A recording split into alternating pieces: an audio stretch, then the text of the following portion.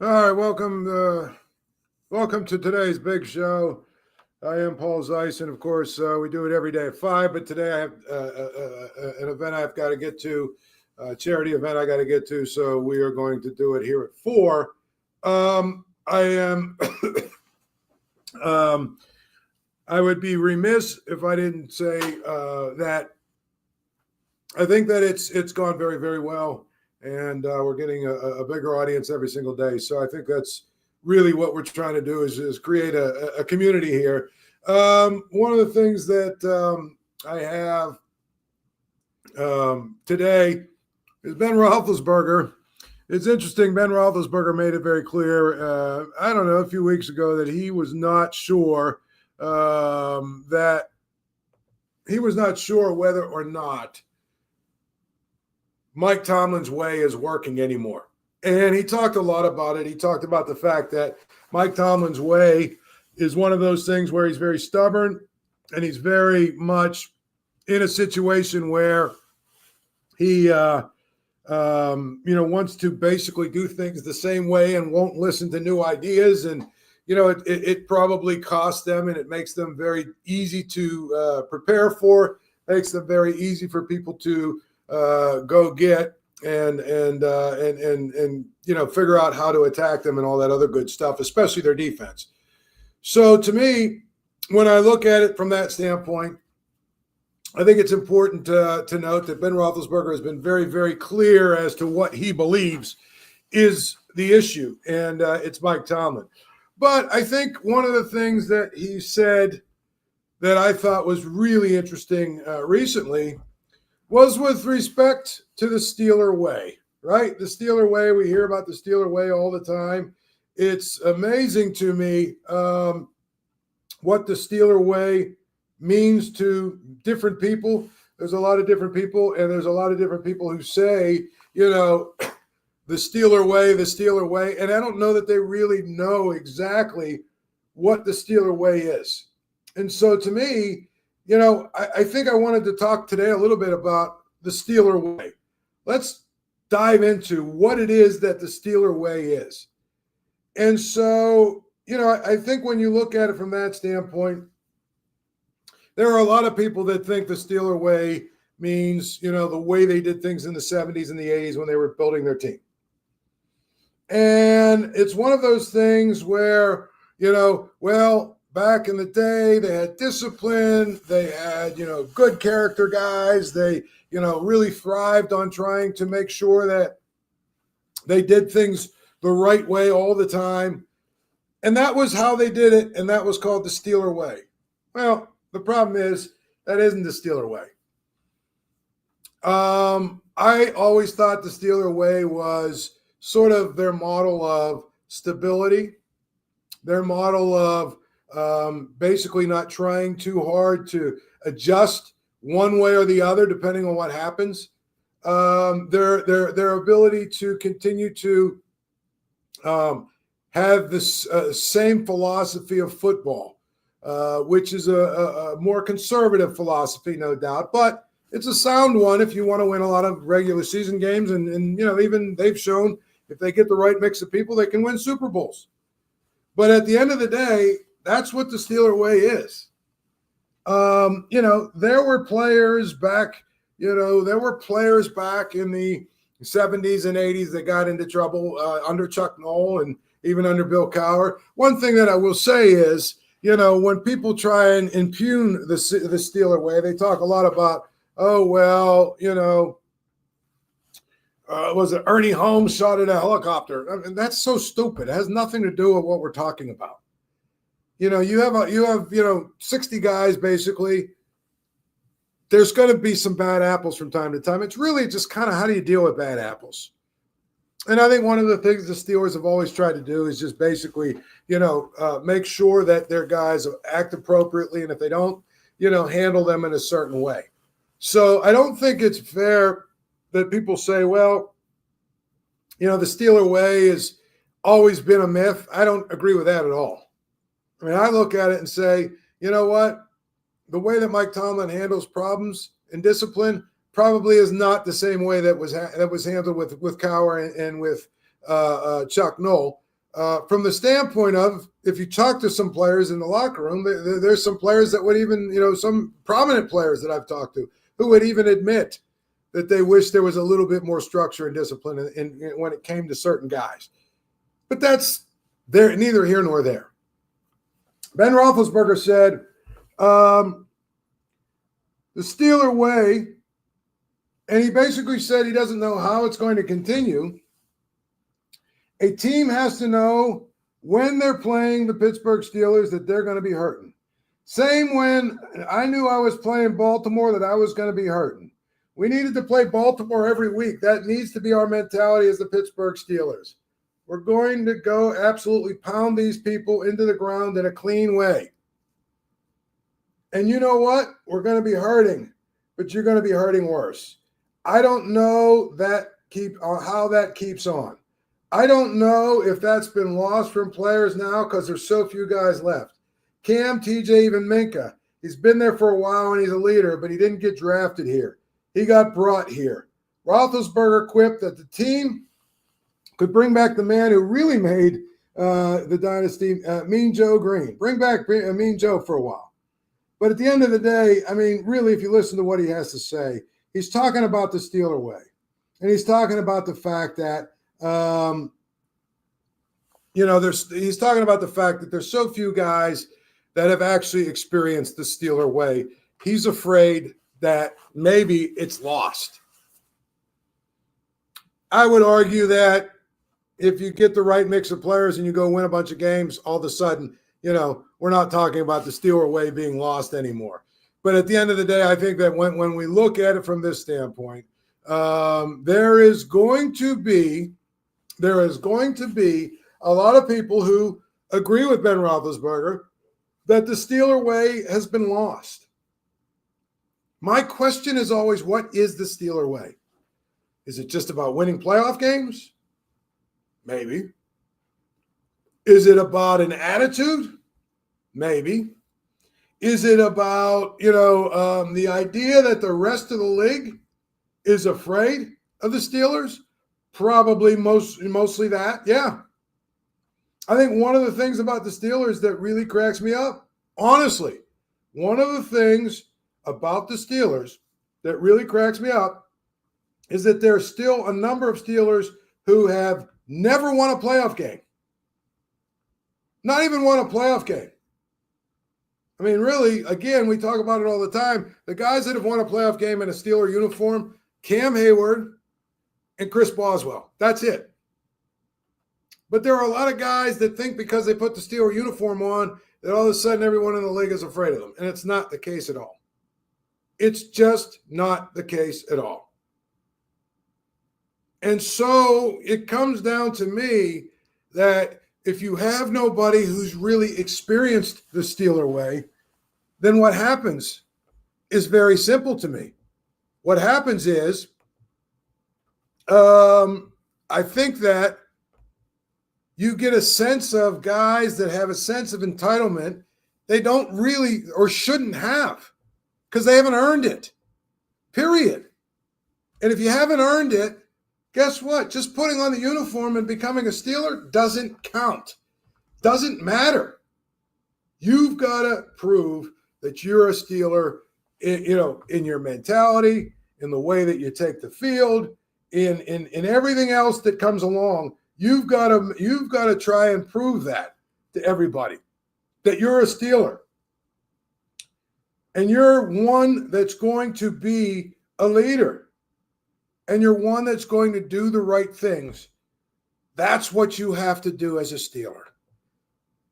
And so it starts with an attitude. I agree with Ben Roethlisberger about that. But guess what? Nobody cares if you have an attitude if you lose. I can't imagine there's one team out there, and you hear this every year. Nobody wants to see the Steelers in the playoffs. They're the team that nobody wants to play. They're the Steelers. And I say this all the time. There's not a single team out there that's afraid of the Steelers anymore. Not one. There's not a single team out there who looks at the Steelers and says, oh, you know what? They're the big bad Steelers still, because they're not. So I would tell you that I think it's important that it's important to note that the Steeler way, quote unquote, has been lost because the Steelers no longer win at a high level. They don't beat teams in the playoffs anymore. They don't win big games hardly ever. They're really good at beating bad teams, but that's it. So I think that it's one of those situations where when I hear Steeler way, I want to know what you are talking about. What does that mean? Steeler way. What does that mean? Because to me, there's too many people, I think, that basically have an idea about it, and it doesn't make a lot of sense to me. You know, to me, the Steeler way is sort of, you know, a mentality, an overall organizational philosophy, I think that works to a point.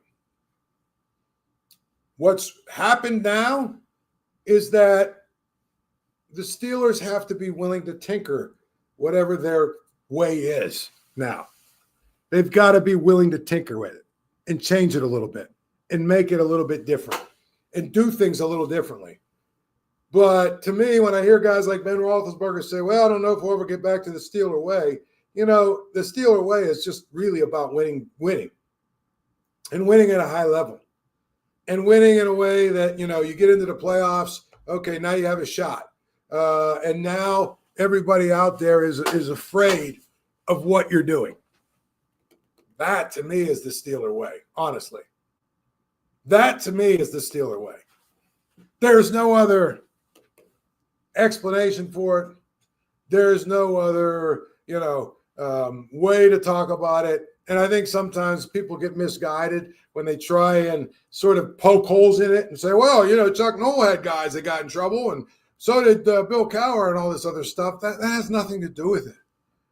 The Steeler way is sort of a philosophy, an overall philosophy of we try and win at the highest level every single year. We try and put a team that's capable of winning every single year at the highest level. And that's what it is. And, you know, there's a model of stability that's a part of it. There's a model of, you know, hiring the same, you know, hiring like-minded people. There's a model of not panicking or moving too fast one way or the other based on winning and losing. It's a slow, steady, you know, consistent growth or consistency that they're looking for. And that's sort of the Steeler way in my mind. The idea that it's not going to, you know, live on. Well, right now it might not. And here's the thing. When the Steelers start winning again, it'll be a completely different group of players. Be a completely different group of players, period. So I think that that's the most important thing to remember, is that probably the guys that passed it down, that Ben Roethlisberger's talking about, the only two that are left are Chris Boswell and Cam Heyward, and one is a kicker. You know, Cam Heyward can do everything in his power to, you know, try and educate and lead, but you got one guy in a room with a lot of personalities. It's not easy to do. It's not easy to do. The game's always on at Archie's. Get down to Archie's on Carson Street. Archie's, home of 80-cent wings Monday through Thursday, home of the Paul Zeise grilled cheese sandwich. There was some good news today for the Steelers, and that is that the salary cap in 2025 will fall somewhere in the range of $277.5 million to $281.5 million. It's up from 255.4. So, you know, on the low end of that, it's going to go up 22 million. On the high end of that, it's going to go up 26 million. And so if you look at the Steelers, as we talked about yesterday, this probably puts them somewhere over the 60 million mark. And I think that's really what it comes down to. They've got $60 million to spend, probably a little bit more than that. And if they're over the 60 million mark, okay, they have a really good opportunity to go out there, sign some guys, do the best they can do to get better. Now, out of that $60 million or whatever, obviously there's a little bit that are, that's probably going to have to go to the quarterback, probably go to at least one of the running backs. There's a number of things that are going to happen, period. And those things, to me, when you look at them, I actually think that when you look at those things, probably account for about $20 million of that $60 million. So I don't think for one second, okay, that the Steelers can't go out and get better this offseason. They've got money. They've got cap space. They've got holes they need to fill.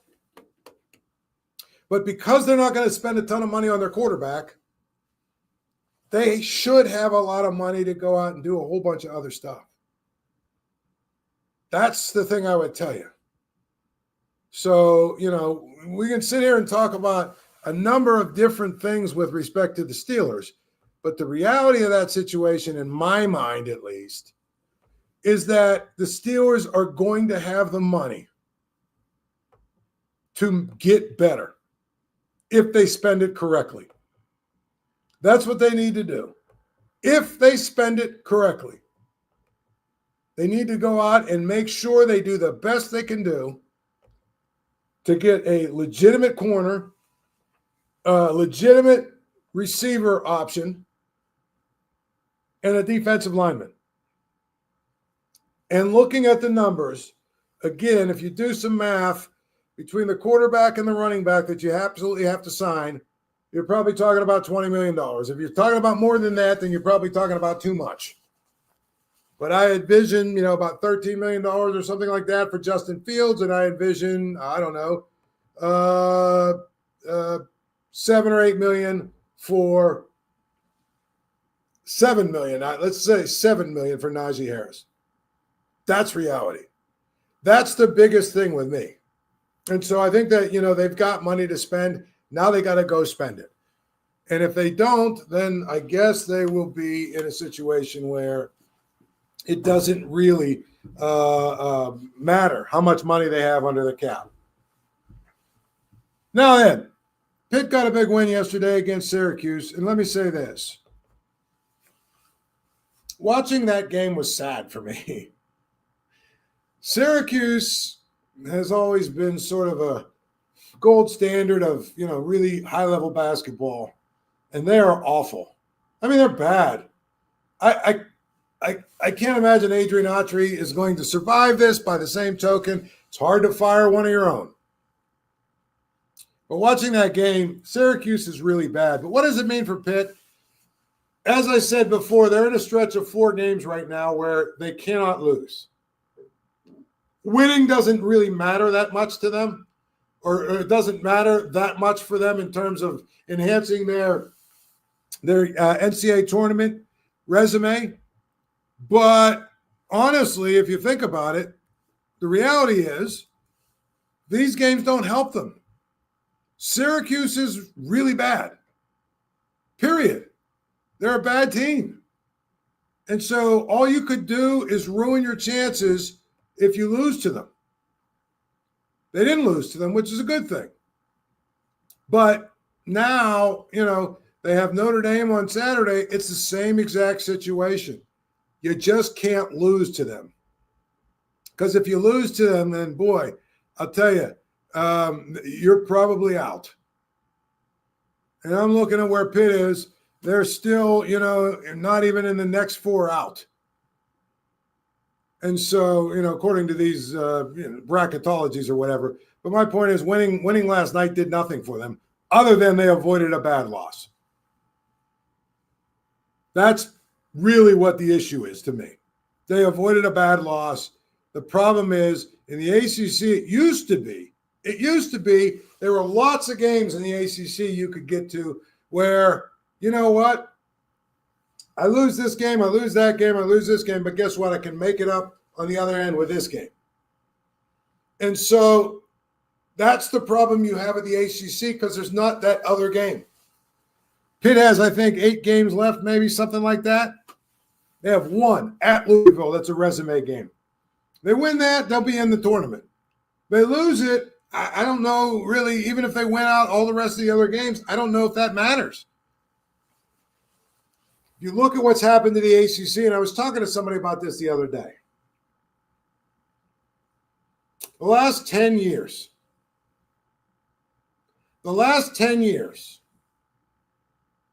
starting with Jamie Dixon leaving,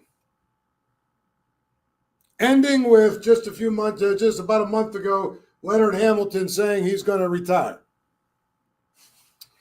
Listen to the number of coaches the ACC has lost or will lose in the last 10 years.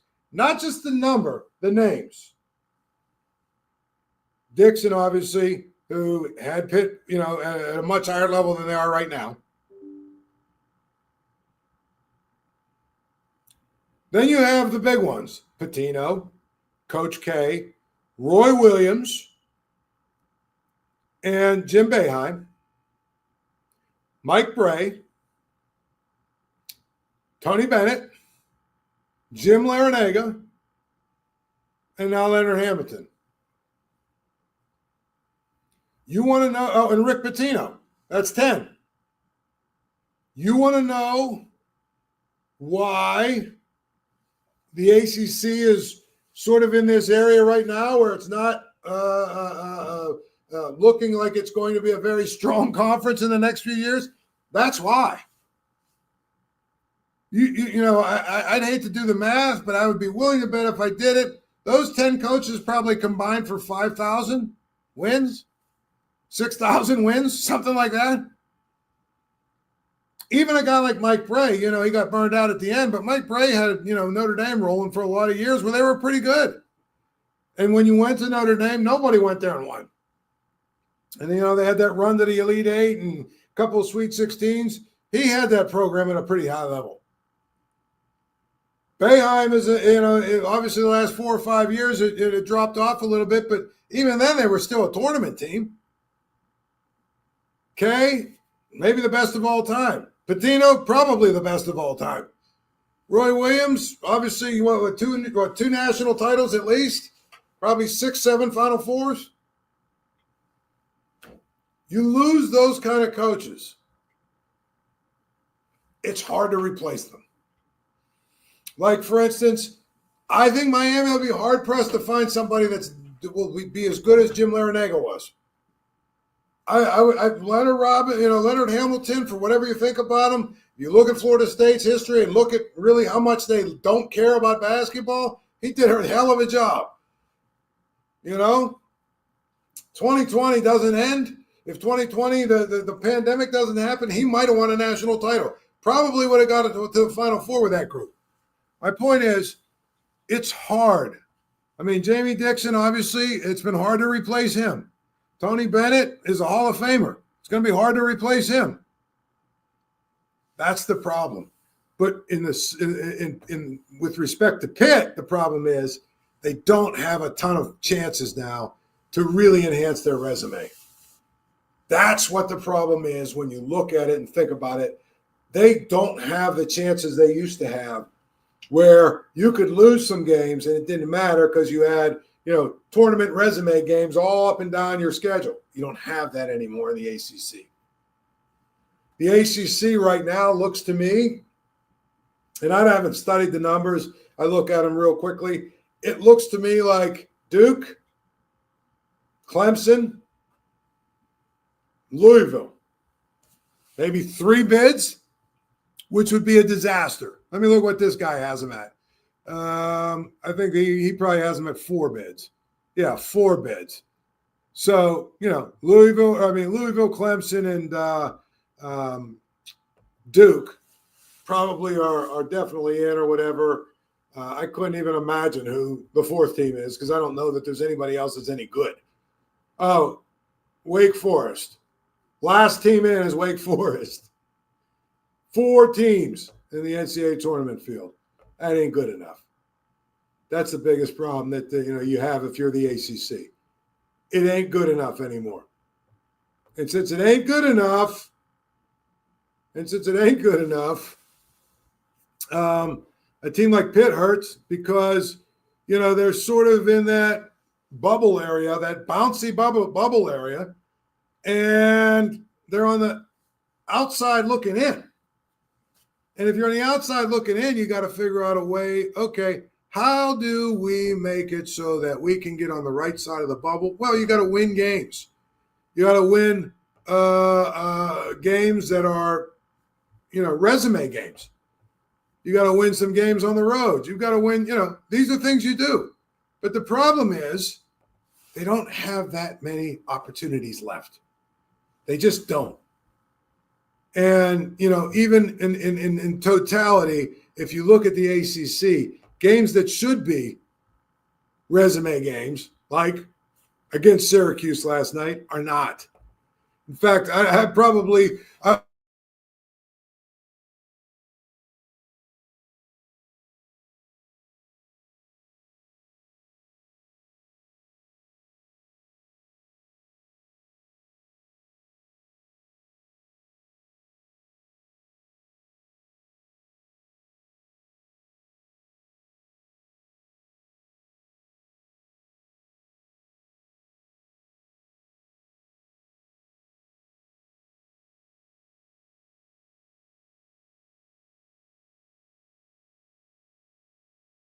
should they?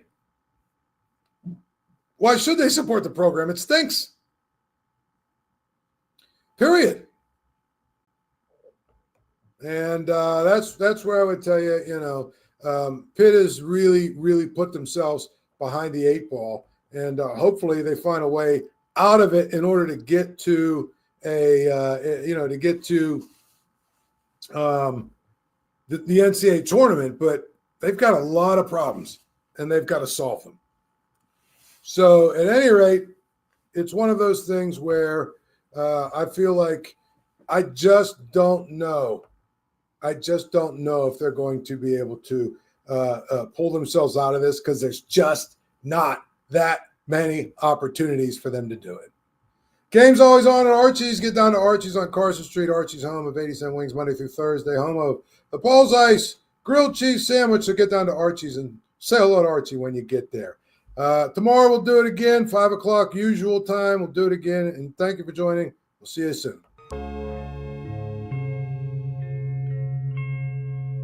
Thank you for checking out this content from Post-Gazette Sports. If you watch this video on YouTube, please like the video and subscribe to our channel.